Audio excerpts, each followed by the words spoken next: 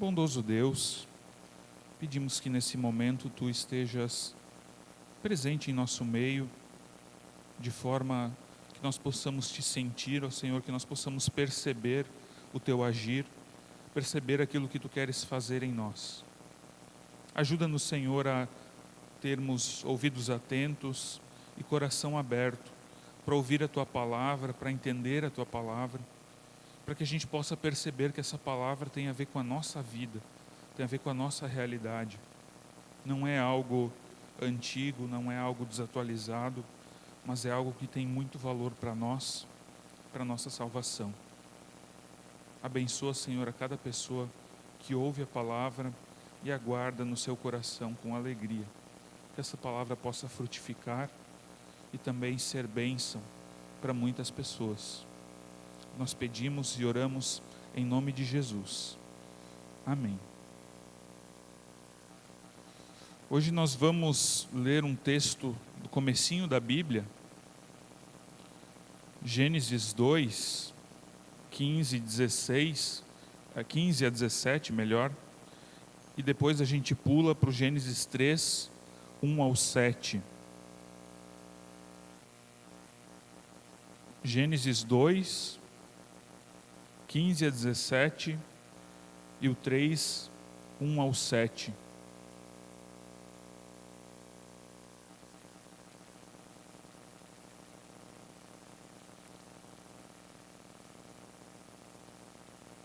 E nós lemos assim: O Senhor Deus tomou o homem e o colocou no jardim do Éden para o cultivar e o guardar. E o Senhor Deus ordenou ao homem: de toda a árvore do jardim você pode comer livremente, mas da árvore do conhecimento do bem e do mal você não deve comer, porque no dia em que dela comer, você certamente morrerá. Agora o capítulo 3. Mas a serpente, mais astuta que todos os animais selvagens que o Senhor Deus tinha feito, disse à mulher: É verdade que Deus disse, não comam do fruto de nenhuma árvore do jardim? A mulher respondeu à serpente: Do fruto das árvores do jardim podemos comer, mas do fruto da árvore que está no meio do jardim, Deus disse: Vocês não devem comer dele, nem tocar nele, para que não venham a morrer. Então a serpente disse à mulher: É certo que vocês não morrerão, porque Deus sabe que no dia em que dele comerem, os olhos de vocês se abrirão, e como Deus, vocês serão conhecedores do bem e do mal. Vendo a mulher que a árvore era boa para se comer, agradável aos olhos, e árvore desejável para dar entendimento, tomou do seu fruto e comeu, e deu também ao marido, e ele comeu. Então os olhos de ambos se abriram, e percebendo que estavam nus, costuraram folhas de figueira e fizeram cintas para si. Até aqui, o texto bíblico. Como eu falei no início, a gente entrou no tempo de Quaresma, o tempo que a gente se prepara para a Páscoa e também o tempo que a gente lembra da tentação de Jesus. E é muito interessante a gente começar esse período refletindo a respeito da queda do ser humano, do pecado, do porquê que a nossa situação é do jeito que ela é. Nós somos chamados, nesse tempo de Quaresma, a refletirmos, a lembrarmos das razões da nossa fé, a vivermos o arrependimento e também refletirmos a respeito da nossa vida e da nossa relação com Deus. E se a gente lembra de Jesus no deserto, Jesus ele foi tentado insistentemente por Satanás. E Jesus ele resistiu à tentação e combateu a tentação com a palavra de Deus, citando a palavra de Deus. Bem o contrário do que acontece nesse texto que nós lemos. No texto que nós lemos, Adão e Eva são tentados e sem muita resistência, eles cedem à tentação, eles desobedecem a ordem de Deus e eles pecam. Então o contraste entre Adão e Eva e Jesus já é muito grande aqui. Mas qual é a situação? O que está por trás desse texto que nós lemos? Antes disso vem a criação de todas as coisas que existem, a criação do mundo, a criação de todos os seres vivos e a criação de Adão e de Eva. E a Bíblia, ela nos apresenta a criação de Deus como algo muito bom, como algo perfeito. Deus cria tudo de forma harmoniosa, de forma que as coisas funcionem umas com as outras. A criação, ela não tem falhas, a criação é perfeita. E como coroa dessa criação tão perfeita, Deus coloca o ser humano que Ele cria do pó da terra. Ou seja, o ser humano, ele é frágil, ele é pequeno, ele é feito de pó. Mas mesmo sendo tão frágil, ele é um ser humano que está em comunhão perfeita com Deus, e dessa comunhão ele recebe vida. E então essa sua fragilidade, ela é superada pela comunhão com Deus, pelo acesso a Deus, pelo acesso à árvore da vida. O ser humano não conhece a realidade da morte, mesmo sendo frágil, mesmo sendo mortal, porque ele tem comunhão com Deus. Ele é pó, mas ele ainda não vai voltar ao pó, como mais tarde vai acontecer. Esse ser humano tem acesso a Deus e por isso ele pode viver uma vida agradável, uma vida perfeita, porque ele tem pleno relacionamento com o seu Criador, ele tem pleno relacionamento consigo mesmo e ele tem um pleno relacionamento com todas as demais coisas da criação, com os animais, com a natureza, são relacionamentos perfeitos. Porém, nós não sabemos exatamente o porquê Deus, ele coloca uma árvore especial dentro desse jardim. Mas uma árvore cuja qual o ser humano não deve tocar, não deve comer. O fruto deve ficar lá. E muita gente acha que o mal é uma realidade que foi criada pelo diabo, que o mal é uma realidade criada por Satanás, mas isso não é verdade. Satanás não tem poder para criar nada. Satanás não tem poder para criar o mal. O mal foi criado por Deus. Deus é o único criador. Ninguém mais pode criar nada. Porém, Deus, ele cria esse mal, mas ele não quer que o ser humano tenha contato com esse mal. Ele cria o mal, mas ele deixa bem claro para o ser humano: o mal é uma realidade que eu criei, está ali, mas você não é para mexer com isso. Isso não é para ti. Tu pode ter acesso a tudo, sem distinção, sem limites. Tem apenas um limite: você não é para conhecer a realidade do mal. Porque Deus quer proteger o ser humano dessa realidade. Mas Deus, ele não é um Deus que impõe as coisas. Ele é um Deus de amor, ele é um Deus que ele diz: olha, não é bom, não é certo, não vai te fazer bem, pelo contrário, vai te fazer mal, mas está ali. Você tem acesso se você decidir fazer isso. Deus dá essa liberdade. Mas a liberdade com a qual o ser humano é criado, ela vem com uma orientação. E a orientação é muito clara: não faça, porque no dia que você fizer, você vai morrer. No dia que você fizer, o relacionamento comigo vai ser prejudicado. E você não vai mais ter acesso à árvore da vida, você não vai mais ter acesso a mim e você vai morrer, porque você é pó. E ao pó você vai voltar. Então Deus, Ele cria o ser humano com uma liberdade, com a possibilidade de escolher. Isso é um ato de amor de Deus. É um ato de amor no sentido de que Deus, Ele não está nos obrigando, Ele não está obrigando Adão e Eva a viverem como Ele manda. Ele não está obrigando eles a fazer aquilo que eles querem, como a gente obriga um cavalo encilhado a ir para a direita ou para a esquerda. Não é assim que Deus trata o ser humano. Mas Ele dá uma orientação, um mandamento. Eu criei uma coisa que é necessária, mas que não é para vocês mexerem, não é para vocês tocarem, não é para vocês conhecerem.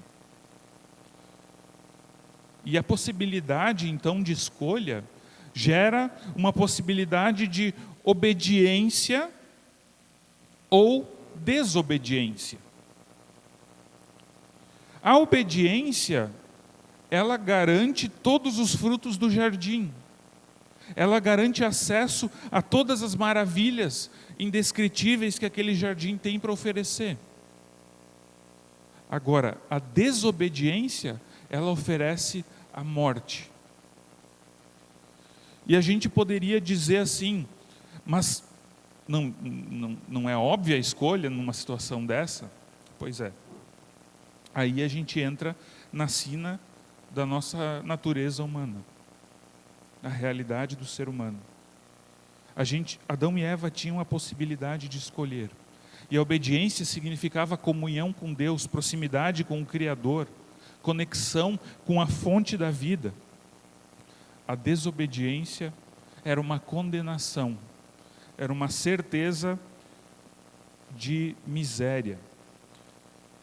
Mas daí entra o papel da serpente. A serpente que nós, como cristãos, reconhecemos como o diabo, o enganador. A gente pode perceber aqui que a serpente no texto bíblico não demonstra nenhum poder, não demonstra nenhuma força, não faz nada espetacular. Apenas pergunta e afirma. Só fala, só com a boca. Ela já começa questionando: Deus proibiu vocês de comerem todos os frutos desse jardim? Sagaz, um animal que está ali para colocar a dúvida no coração da mulher. E a mulher diz: não é verdade. Deus, Ele permite que a gente desfrute de tudo. Só tem uma árvore que Ele não quer que a gente desfrute.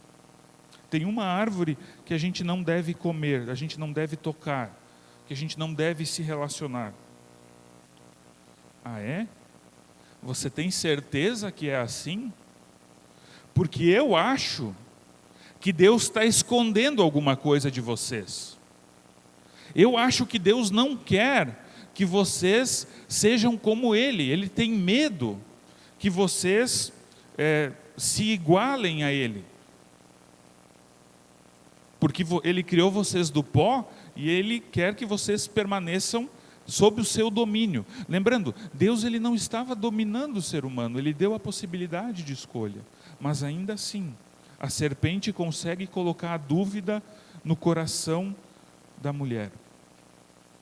E a partir da dúvida vem aquela tentação.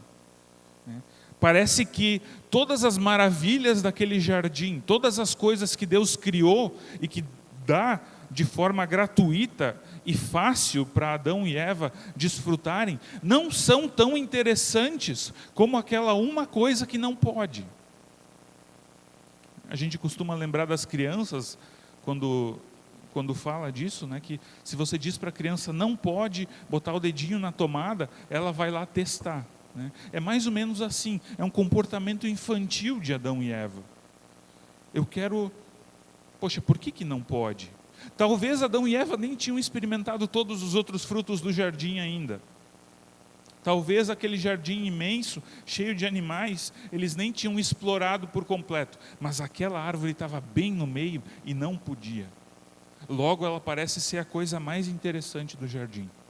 E ainda a dúvida, a possibilidade de que talvez, comendo daquele fruto, eu vou ser igual a Deus. Eu vou ser mais do que eu sou, mais do que Deus me criou para ser. Porque aquilo que Deus me criou para ser não basta, não é o suficiente. Eu quero mais, eu quero mais. E então, a mulher pega o fruto, come, porque é bonito, é agradável, parece ser saboroso, come e dá também ao seu marido e ele também come. Aqui não existe uma situação de inferioridade da mulher em relação ao homem, de que a mulher ela é mais frágil à tentação do que o homem. Não, é a realidade humana. Tanto homem quanto mulher são igualmente culpados, são igualmente pecadores. É a história como ela foi escrita, mas o sentido é que o ser humano, ele é tentado e na primeira tentação ele cede, e ele come, e ele desobedece a Deus. E quando ele desobedece, a expectativa que a gente teria é que eles comeriam e cairiam mortos, porque era a palavra, né? É o que estava escrito: no dia que comerdes, certamente vocês morrerão. E eles não caem mortos, eles estão vivos ainda. Mas algo mudou. Eles percebem que estão nus, eles percebem a sua fragilidade, a sua nudez, eles percebem, eles passam a conhecer a realidade do mal, e por desobedecerem a Deus, quebra-se o seu relacionamento com Deus. As consequências depois, a gente não leu, mas as consequências vêm. Quando Deus aparece, eles se escondem, porque eles têm vergonha e medo, porque eles não conseguem mais olhar para si mesmos e ver a dignidade com a qual Deus os criou. Eles só veem a sua nudez, eles veem a sua exposição, a sua fragilidade, e eles então tentam tapar o problema costurando umas folhas de figueira. Eles tentam esconder a sua nudez, mas agora eles sabem, eles conhecem a sua nudez, eles conhecem a vergonha, eles conhecem o medo, eles conhecem toda a realidade que o mal permeia. E quando eles escolhem a desobediência, algo trágico acontece. Uma vez que a escolha foi tomada, não tem volta. Não tem como voltar à realidade que era antes. Eles comeram e viram que o negócio não ficou legal. Ficou ruim. Foi ruim ter comido. Mas não tem mais volta. Não tem mais o que fazer. E para a gente entender por que isso, a gente precisa lembrar do Paulo. No Novo Testamento, Paulo ele nos explica um pouco disso. Ele vai falar que o pecado, que a desobediência a Deus, ela nos aprisiona. É uma prisão que o ser humano entra. E dessa prisão o ser humano não consegue sair. Dessa prisão o ser humano está condenado e vai permanecer nela, a menos que alguém o liberte. E sabe, muitas vezes nós olhamos para essa história de Adão e Eva e nós condenamos Adão e Eva. A gente pensa: não, mas eles fizeram isso e agora eu tenho que sofrer por causa do pecado, eu tenho que passar por doença, por morte, por choro, por tanta coisa ruim. É culpa de Adão e Eva. Por que Deus não matou eles só e deixa a gente em paz? Mas gente, essa não é a história de Adão e Eva. Essa é a tua história. Essa é a minha história. É a história de cada um de nós. Todos nós, diante do pecado, caímos na tentação e pecamos. Nós não conseguimos vencer o pecado. A partir de Adão e Eva, existe uma coisa que nós chamamos de pecado hereditário. O pecado ele faz parte da natureza humana. Então, se é ser humano, é pecador. A partir de Adão e Eva não existe mais ser humano que não é pecador. Existe na cultura popular aquela ideia de olhar para a criança recém-nascida e dizer que ela é inocente. Não é inocente.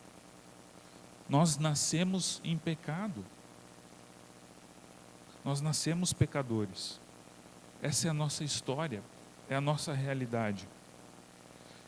E a consequência da desobediência, de fato, é a morte. Não foi uma morte instantânea por causa do amor e da misericórdia de Deus. Mas Deus ele precisa tirar Adão e Eva daquele jardim e bloquear o acesso à árvore da vida para que o ser humano não viva eternamente longe dele. Para que o ser humano não viva a eternidade em pecado, como um conhecedor do mal. E a morte é consequência do afastamento de Deus. E a partir da desobediência, a partir do querer ser igual a Deus, porque esse é o grande detalhe. O homem e a mulher foram tentados a quererem ser iguais a Deus, porque não se bastaram como criaturas amadas de Deus. Quiseram ser mais. Então agora há um rompimento de relacionamento com Deus, e o rompimento do relacionamento com Deus significa morte. Mas não é só isso que se rompe. A partir também da autodescoberta que o ser humano faz quando come do fruto do conhecimento do bem e do mal, ele percebe que está nu, ele não sabe mais se relacionar consigo mesmo. Nós não sabemos nos relacionar conosco mesmos. Quem nunca teve aqueles pensamentos autodepreciativos, dizendo eu não presto, eu não valho nada, eu só erro? Ou então, o contrário também é verdade. Outros têm o ego superinflado, se achando mais do que realmente são, porque nós não conseguimos mais nos relacionar conosco mesmos, a partir do momento que nós percebemos que estamos nus, que nós caímos no pecado. E uma terceira consequência, que também é trágica, é que mais tarde, expulsos do jardim do Éden, o ser humano não tem mais árvores que lhe dá frutos, as quais ele pode ir e comer. A terra é amaldiçoada e produz mato, produz espinho, produz coisas que atrapalham, e o ser humano precisa trabalhar para ter o seu sustento, porque o seu sustento não é mais garantido por Deus, no sentido fácil como era no jardim. Claro, Deus ainda provém o nosso sustento, mas ele requer trabalho, ele requer esforço, ele requer o suor do rosto. E com isso, vem também uma quebra de relacionamento com a natureza, com a criação. O ser humano não sabe mais se relacionar com o mundo no qual Deus o colocou. Nós não sabemos mais nos relacionar com as plantas, com os animais, com os recursos naturais. A gente usa as coisas para satisfazer a nossa própria ganância, e para acumular e para destruir. Ou seja, todas essas três esferas de relacionamento são quebradas. A morte passa a ser uma realidade. E se a gente olha para essa história, ela é bastante trágica, mas ela explica muita coisa. Só que, como eu falei lá no começo, nós estamos no tempo da Quaresma, caminhando em direção à Sexta-feira Santa. E a Sexta-feira Santa é a morte de Cristo como um sacrifício substitutivo. O que significa isso? Cristo, ele morre em nosso lugar, como uma substituição da nossa morte. É o sacrifício para cumprir aquilo que foi dito, que no dia em que comerdes desse fruto certamente morrerás. Mas Deus, ele foi misericordioso, permitiu que a vida continuasse, e ele mesmo manda o seu filho Jesus para esse mundo. E com o envio de Jesus, ele permite que Jesus morra em nosso lugar. Um sacrifício que era necessário a morte. Só que a morte, para ser agradável, digamos assim, a morte para ser uma morte que agradasse a Deus, como substituição da culpa, ela precisaria ser a morte de um inocente. E a morte humana não é inocente. O ser humano, no pecado, ele não é inocente. Porque lembra o que eu falei antes, que Adão e Eva tinham a possibilidade de escolher entre obediência e desobediência? O ser humano, depois da queda, não tem mais essa possibilidade. Nós não conseguimos escolher obedecer a Deus. Nós não conseguimos escolher fazer o bem. Lutero dizia: o ser humano não tem livre-arbítrio. Livre-arbítrio é um conceito católico de que nós podemos escolher fazer o bem ou o mal. Nós luteranos não cremos em livre-arbítrio. Nós cremos que, como seres humanos, nós somos condenados ao pecado. Nós vamos pecar. Mas Deus envia Cristo para morrer em nosso lugar e nos purificar. Ele, quando foi tentado, não caiu. Ele permaneceu firme e caminhou até a cruz. E quando ele morre na cruz, o seu sangue lava os nossos pecados e nos possibilita ter vida e restaura esses relacionamentos rompidos. Restaura o relacionamento rompido com Deus, restaura o relacionamento rompido conosco mesmos e com o próximo, com a criação. Cristo é a resposta de Deus para o problema que começa nessa história que nós lemos. Cristo é o plano de Deus para resgatar-nos do destino cruel que o fruto do conhecimento do bem e do mal nos colocou.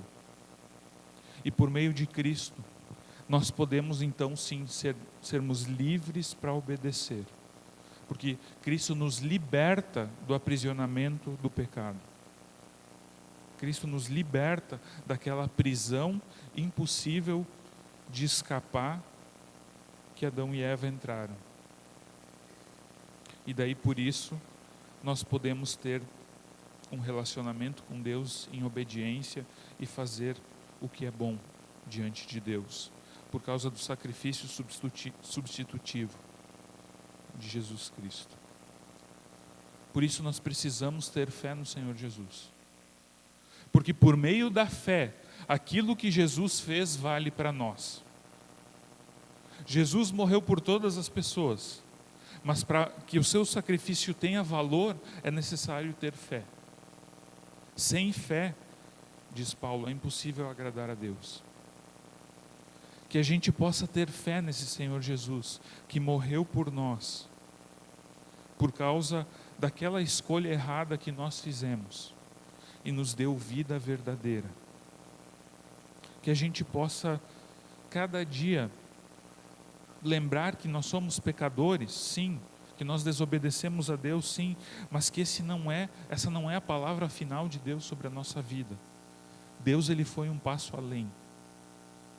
Ele nos deu remissão de pecados e nos dá vida eterna. Que Deus, nesse período de Quaresma, possa possibilitar que nós meditemos nessa realidade de seres humanos pecadores, nos colocando na sua presença, clamando pelo seu perdão, e que você possa desde já se preparar para a Sexta-feira Santa. Sempre lembrando que a Sexta-feira Santa também não é o final da história, porque teve um domingo de Páscoa, onde Cristo ressuscitou.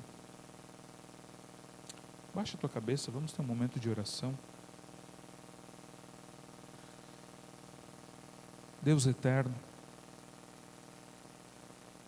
nós como seres humanos fomos criados de forma tão maravilhosa, de forma harmoniosa com toda a tua criação, tudo perfeito, mas nós não nos contentamos com isso. Nós queremos ser iguais a Ti, e esse é o nosso pecado, idolatria. Ó Senhor, que nós saibamos reconhecer que apenas Tu és Deus, e que os nossos desejos, as nossas vontades, as nossas tentações, elas querem apenas nos desviar do relacionamento contigo. Ensina-nos, Senhor, a olhar para Cristo crucificado como a única resposta, o único caminho para restabelecer o relacionamento contigo.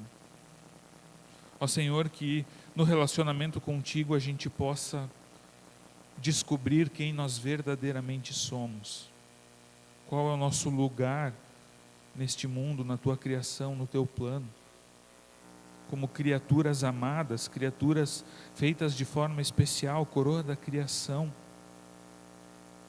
que a gente possa se contentar com isso, porque é maravilhoso fazermos aquilo que Tu nos planejou para fazermos, sermos quem Tu nos planejou a sermos. Obrigado, Senhor, que Tu nos poupas da morte eterna, Tu nos poupas do castigo do nosso pecado, e por meio de Cristo Tu queres nos dar vida abundante, vida eterna, vida perfeita mais uma vez. Ó Senhor, que nesse tempo de Quaresma a gente possa refletir na nossa vida, meditar no nosso coração, se arrepender dos nossos pecados e mudar de vida, deixar de fazer aquelas coisas que nós fazemos que Te desagradam e buscar fazer aquilo que é da Tua vontade. Que pela fé em Ti, ó Senhor, nós tenhamos obediência, nós sejamos obedientes a Ti em todo o Teu querer, em todos os Teus mandamentos, em todos os Teus ensinos. Que obedecendo a Ti, nós possamos também propagar a Tua mensagem, a Tua palavra, para aquelas pessoas que não Te conhecem, para aquelas pessoas que ainda têm um relacionamento rompido contigo. Usa a nossa vida para que nós atraiamos as pessoas para o Teu Evangelho, para a Tua palavra. Obrigado, Senhor, que Cristo nos dá a chance que nós precisávamos para vivermos em liberdade, em obediência. Assim nós oramos em nome de Jesus. Amém.